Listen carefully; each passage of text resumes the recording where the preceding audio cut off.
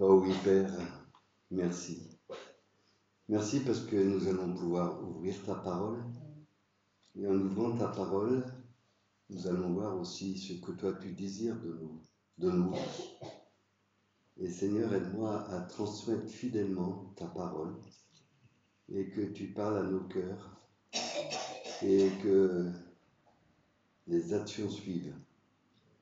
Seigneur, nous ne voulons pas simplement être des auditeurs, mais nous voulons aussi mettre ta parole en pratique. Et Seigneur, que ça soit ainsi. Nous t'en prions dans le nom du Seigneur Jésus-Christ. Amen. Amen. On m'a confié à l'école de Daniel de m'occuper au moins de 2 jeunes, moi, qui ont des problèmes de comportement.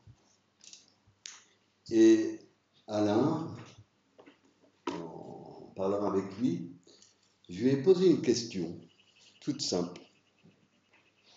Je lui ai dit, est-ce que tu as un modèle dans ta vie? Il m'a répondu, non.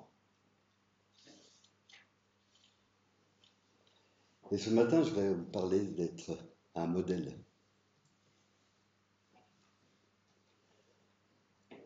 Je commence, il y a plusieurs passages, donc je les cite ou je dis dans quel livre c'est, mais le premier, c'est dans 1 Timothée 4,12 où il est dit, et c'est Paul qui écrit à Timothée et qui lui dit que personne ne méprise ta jeunesse.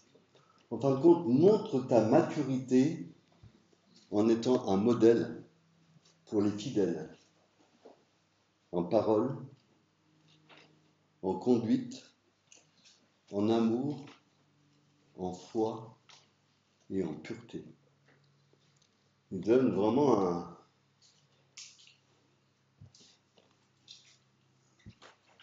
tout un programme. Et Paul qui dit ça, alors c'est facile, Paul, tu dis ça, mais toi? Paul était un exemple. Paul était un modèle. D'ailleurs, Paul, qui était, on pourrait dire, le père spirituel de Timothée, qui était son tuteur, ils avaient une 30aine d'années de différence, et Paul lui a dit dans sa 2e épître, pour toi, tu as suivi de près mon enseignement, ma conduite, mes projets, ma foi, ma douceur, mon amour, ma constance. Paul n'a pas été simplement celui qui a enseigné Timothée, mais il a été aussi son modèle. Il était un modèle. Il a, par sa vie, ils sont côtoyés. Il a dit, tu as connu tout cela. Donc, il pouvait exhorter Timothée à faire de même. Et il n'y a pas que Paul qui parle d'être un modèle ou un exemple.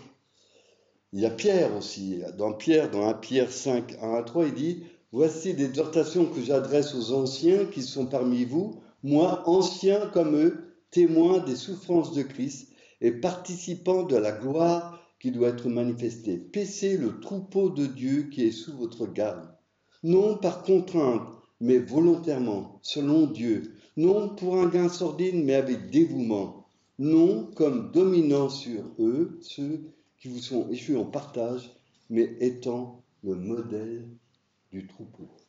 Étant le modèle du troupeau. Efforcez-vous de devenir des modèles du troupeau. Une grande responsabilité pour les anciens, pour les pasteurs, pour tous ceux qui annoncent. Et c'est important. Il ne faut pas qu'on ait ce reproche, comme disait Jésus, faites ce qu'ils vous disent, mais ne faites pas ce qu'il faut. Et c'est important. Il n'y a pas simplement ce que nous disons, mais ce que nous sommes en tant que personne. Alors vous allez dire, alors ça va ce matin. C'est pas pour moi, c'est pour les anciens, c'est pour les pasteurs. Détrompez-vous.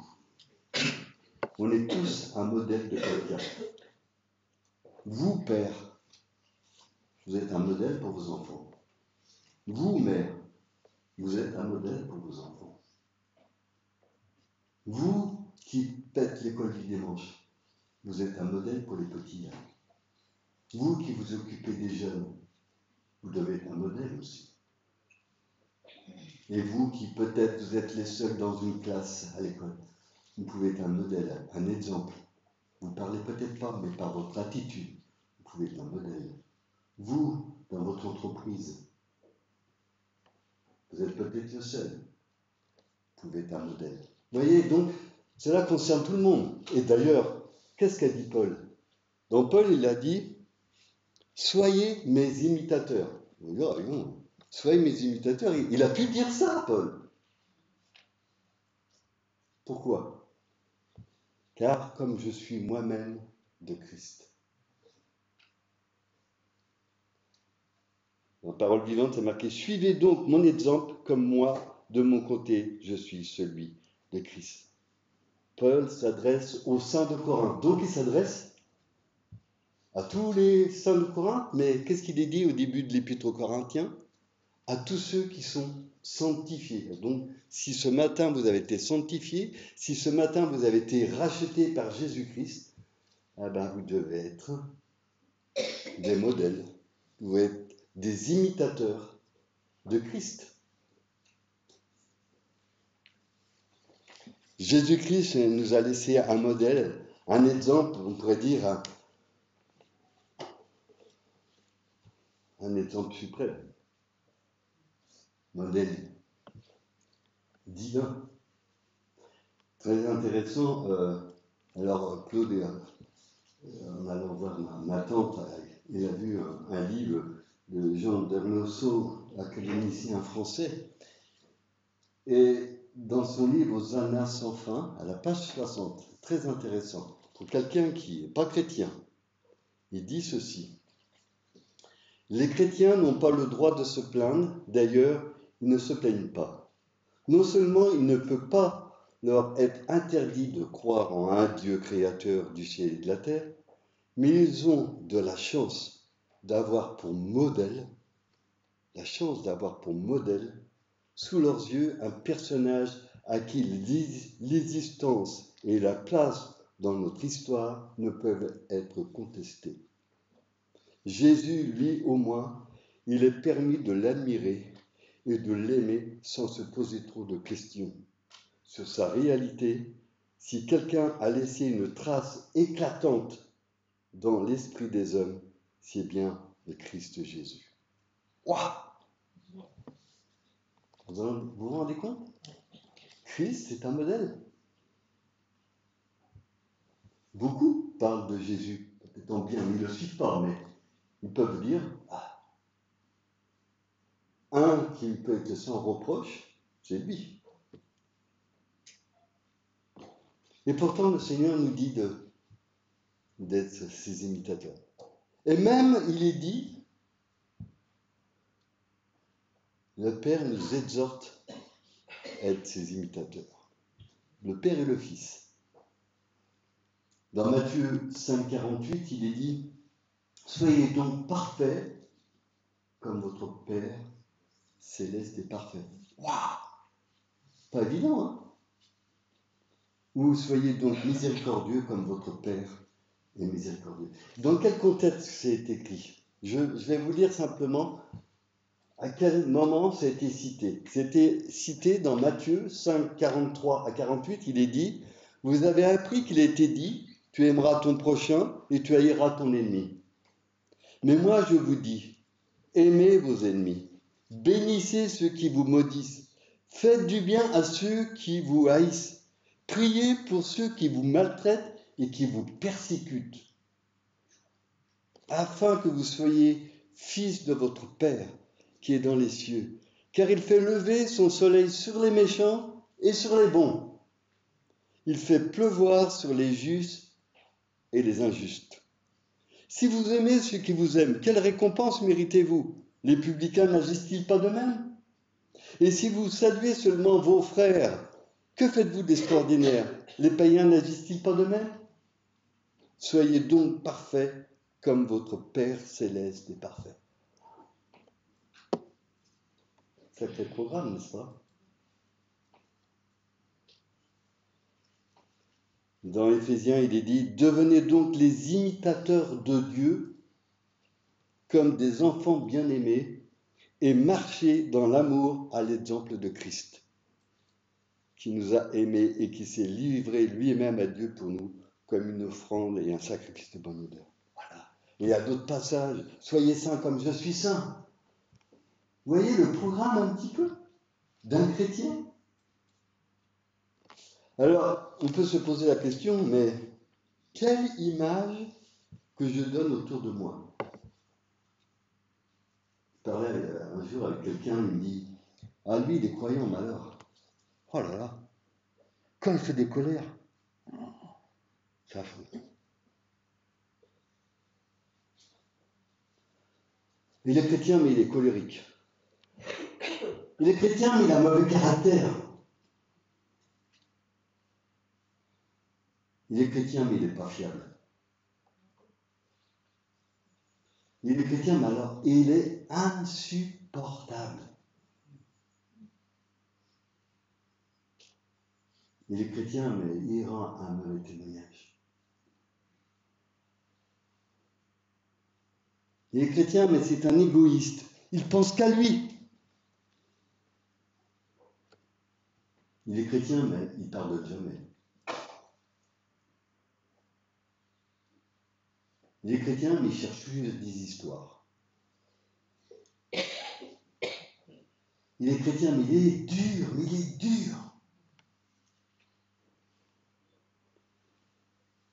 Il est chrétien, mais il manque de pitié. Il est chrétien, mais il manque d'amour, de miséricorde. Il est chrétien, mais alors il est orgueilleux, mais alors. Quelle image que je donne. La liste pourrait être longue. Il y en a même qui ont des surnoms. Le grincheux, le râleur.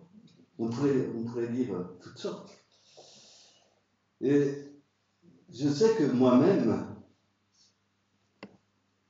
ça vient souvent dans ma vie, parce que ce passage de 1 Timothée 4,12, c'était dans tout le chapitre 4, a été l'appel pour le service. Et je revenais souvent avec 1 Timothée 4,12, un modèle et tout. Et combien de fois j'ai demandé pardon à DGA, Seigneur, pardon, parce que encore, je n'ai pas été un modèle. Et je demande pardon à des personnes, si j'ai pu choquer, je ne sais pas. On me dit: ah ben Michel, il a prêché, mais alors, là, vous pouvez venir me voir, me le dire aussi. Mais peut-être, vous, père, vous avez peut-être besoin de demander pardon à vos enfants, en disant: c'est vrai, je suis chrétien, mais je n'ai pas toujours été un bon modèle. Ça réglerait peut-être pas mal de choses. Ou peut-être vous, mais je suis chrétien, mais tu sais, c'est vrai, mon fils ou ma fille, j'ai pas toujours agi comme j'aurais dû. Ça réglerait beaucoup de problèmes, peut-être, parce qu'il y a des enfants qui disent: oui, mes parents sont chrétiens, mais alors, c'est pas ça quand même. Donc c'est important de pouvoir demander pardon et de régler ces problèmes. Et dire: ouais, c'est mon désir. Vous connaissez ce chant? Te ressembler, Jésus. C'est mon espoir suprême. Penser, agir, aimer, toujours plus comme toi. Te ressembler, Jésus, c'est mon espoir suprême. Par ton esprit, rends-moi semblable à toi. Ah. Est-ce que c'est votre espoir suprême de ressembler à Christ? Est-ce que ça fait partie de votre vie chrétienne? D'être un bon témoin, d'être, oui, un modèle pour ceux qui nous entourent. Au moins, si je ne parle pas, je puisse témoigner par ma vie. La Bible dit, dans un passage, je crois que c'est dans Corinthiens, nous sommes une lettre de Christ. C'est vrai que des fois, même des personnes dans l'église: ouais, je ne prêche pas, je ne suis pas devant pour prêcher. Mais vous savez, vous pouvez parler beaucoup plus en étant un modèle que des fois de prêcher devant. On a tous un ministère dans un sens. Être ces témoins, ces personnes qui montrent l'amour de Christ. Et c'est un sacré programme. Alors, vous allez me dire, mais comment est-ce possible? Par nos propres forces? Non. Par un légalisme non plus. La preuve, Jésus reprochait aux pharisiens qui disaient beaucoup de choses, mais qui ne faisaient pas ce qu'il dit. Par toutes sortes d'exercices. Non.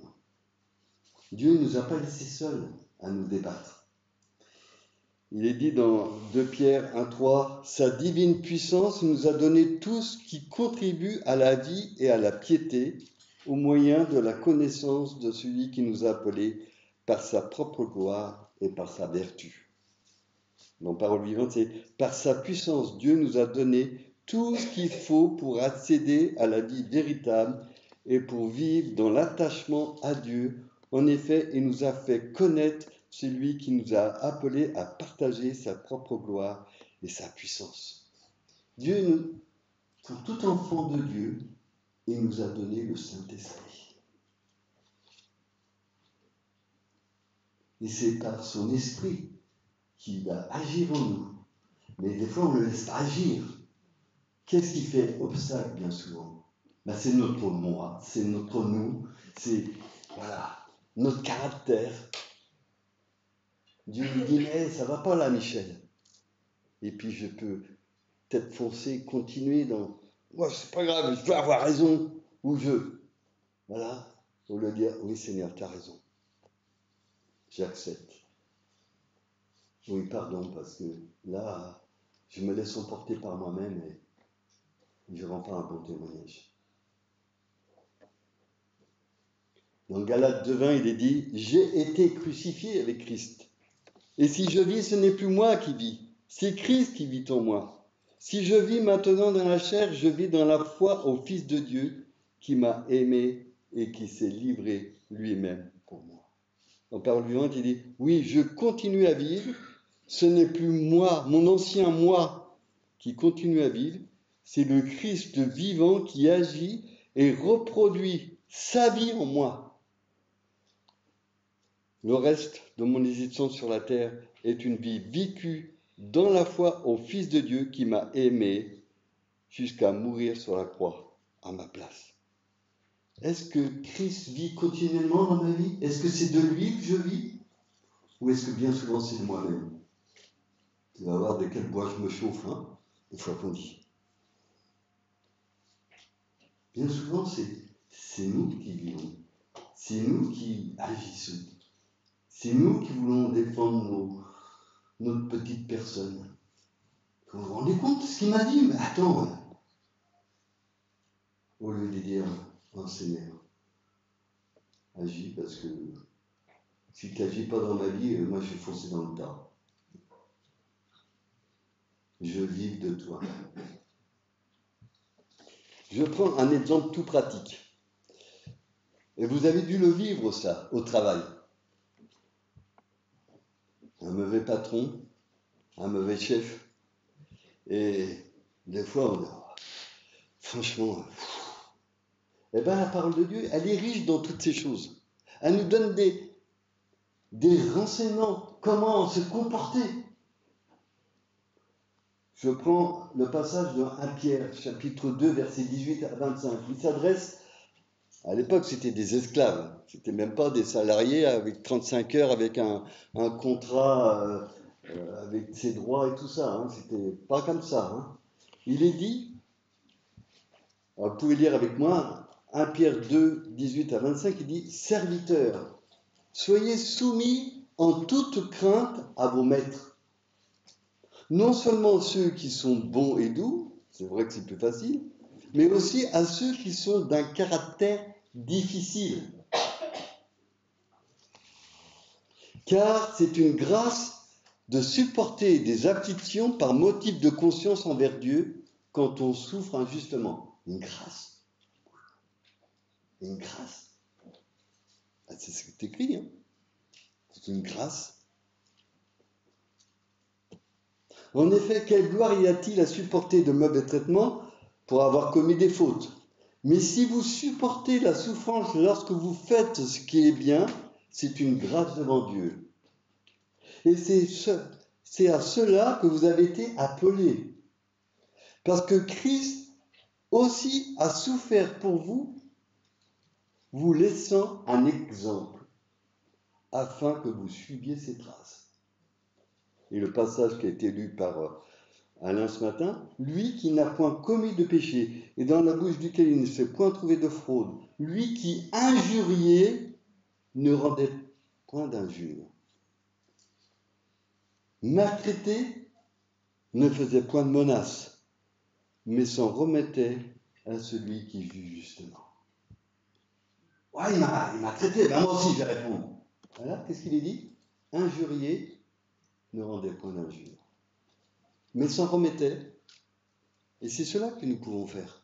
Seigneur, tu vois, là, le gars il était un peu fort avec moi, hein, mais je m'attends à toi.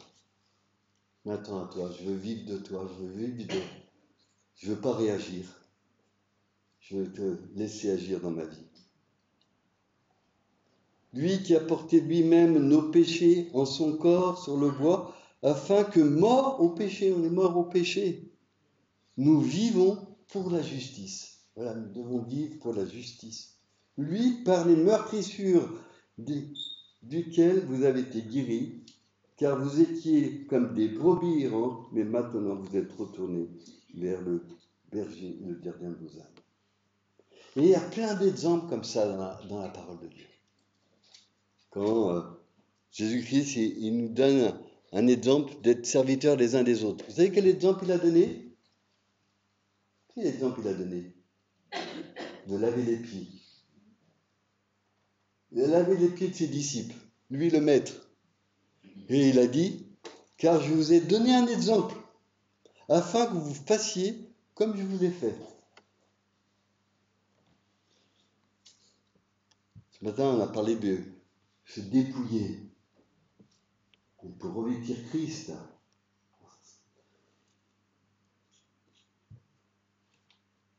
Il y a ce passage, ayez les sentiments qui étaient en Jésus-Christ. Par nature, on est tous orgueilleux. Hein. Quelqu'un qui me dit ce matin qu'il n'est pas orgueilleux, ben, il est aveugle sur lui-même. Hein. Par nature, on est orgueilleux. Et combien on a besoin de la grâce de Dieu en disant, Seigneur, si tu n'agis pas dans ma vie, qu'est-ce que je me vends? Qu'est-ce que je veux? Et d'ailleurs, bien l'orgueil, c'est souvent une source de conflit. C'est l'orgueil, bien souvent. Et là, ayez en vous les sentiments qui étaient en Jésus-Christ. Il donne d'autres exemples aussi. Il dit, aimez-vous les uns les autres comme je vous ai aimé. C'est plus que aimer les uns les autres, mais comme je vous ai aimé. Pardonnez-vous comme le Père vous a pardonné. Vous voyez, c'est fort. Vous allez dire, on est loin du compte, hein. Mais ça devrait être notre objectif. En tant que chrétien, c'est pas, voilà, je me suis converti il y a 10, 15, 20 ans, voilà. Et alors, depuis? Il n'y a rien depuis. Il y a une vie de sanctification, une vie avec le Seigneur. Et en principe, on devrait ressembler de plus en plus à Christ.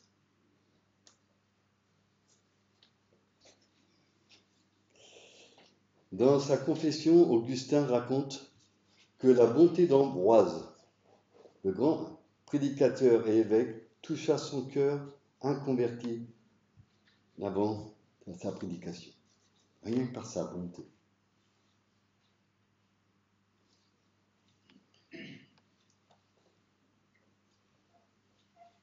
Celui qui dit qu'il demeure en lui doit marcher comme il a marché lui-même. Mais il y a un autre passage aussi qui nous est donné, cela se trouve dans 2 Corinthiens chapitre 3 verset 18, alors moi je le lis en parole vivante. Mais comme le dit l'Écriture, vous savez, Moïse avait du temps, il a passé 40 jours sur la montagne. Et quand il est redescendu, son visage était rayonnant. Et Mais il cachait son visage. Mais nous, on ne doit pas cacher notre visage. Et il est dit, on peut lire à partir du verset 18. Or, sans voile, le visage découvert, que nous tous nous contemplons comme dans un miroir la gloire du Seigneur. Ainsi, nous sommes constamment transformés d'après son modèle pour lui ressembler davantage de jour en jour et en refléter une image toujours plus fidèle. Sa gloire devient progressivement nôtre. Il ne saura en être autrement, car celui qui agit en nous, c'est le Seigneur lui-même par son esprit. Voilà, notre communion avec le Seigneur, en contemplant ce qui est écrit dans les Écritures. C'est comme ça qu'on connaît Christ aussi, en lisant les Écritures, en passant du temps avec lui, en communion avec lui. Et bien, de jour en jour, nos vies doivent se transformer. Et on pourrait dire, plus on est vieux dans le Seigneur, plus ça devrait se voir. Et là, ce n'est pas toujours le cas. Combien de personnes âgées finissent dans l'irritation, dans la mauvaise humeur, au lieu de refléter Christ. C'est une leçon pour nous. Est-ce que te ressembler, Seigneur, c'est mon espoir suprême? Et c'est mon objectif. En tout cas, c'est l'objectif de Dieu. Vous savez, quand Dieu a créé l'homme, il l'a créé comment? À son image. Et qui est-ce qui a tout gâché? Le péché. Dans le plan de Dieu, c'est qu'on soit à son image. Et c'est vrai que tout a été cassé. Mais il y a toujours ce plan de Dieu qui est là.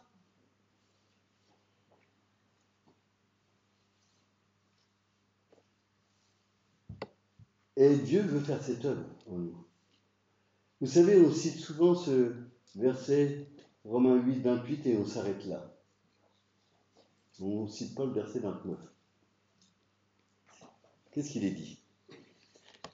Nous savons du reste que toute chose concourt au bien de ceux qui aiment Dieu, de ceux qui sont appelés selon son dessein. Qu'est-ce qu'il dit après? Car ceux qu'il a connus d'avance, il les a aussi prédestinés à être semblables à l'image de son Fils. Vous savez, dans la vie, Dieu nous fait passer par toutes sortes de circonstances, par des épreuves. Et la Bible nous dit, c'est pour ton bien, c'est pour te former ou pour te transformer. Je suis ce divin potier. Il y a des choses qui ne vont pas, ben, je te fais passer par là. Mais mon seul but, c'est pour que tu me ressembles. Je peux passer par la maladie. Je peux passer par toutes choses, même d'injustice, de choses qu'on ne comprend pas.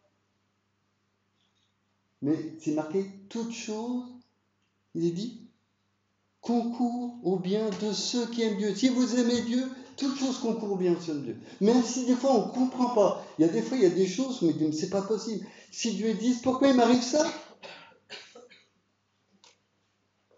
Mais si vos vies sont entre les mains de Dieu, faites-lui confiance. C'est vrai qu'il y a des moments où ça fait mal. Il y a des moments où c'est dur. Il y a des moments où on a l'impression de perdre pied. Mais attachez-vous à cette promesse. Toutes choses concourent au bien de ceux qui travaillent ensemble pour vous former à son image. Il faut dire, ben, j'en suis loin encore. Hein. Ouh là là, il y a encore du travail. Hein. Dieu, il est patient. Il fait ce travail. Et c'est vrai, comme je disais tout à l'heure, plus on devient âgé, plus on devrait être plus à sa ressemblance. On dit, Seigneur, continue à travailler dans ma vie, transforme-moi. Des fois, on peut se décourager en disant, mais j'y arriverai jamais. Mais vous savez, qui a le dernier mot? C'est Dieu. Et l'objectif, il est atteint.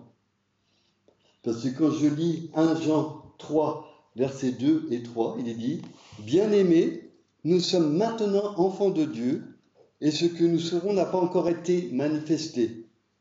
Mais nous savons que lorsqu'il paraîtra, nous serons semblables à lui, parce que nous le verrons tel qu'il est. Waouh, ça c'est formidable.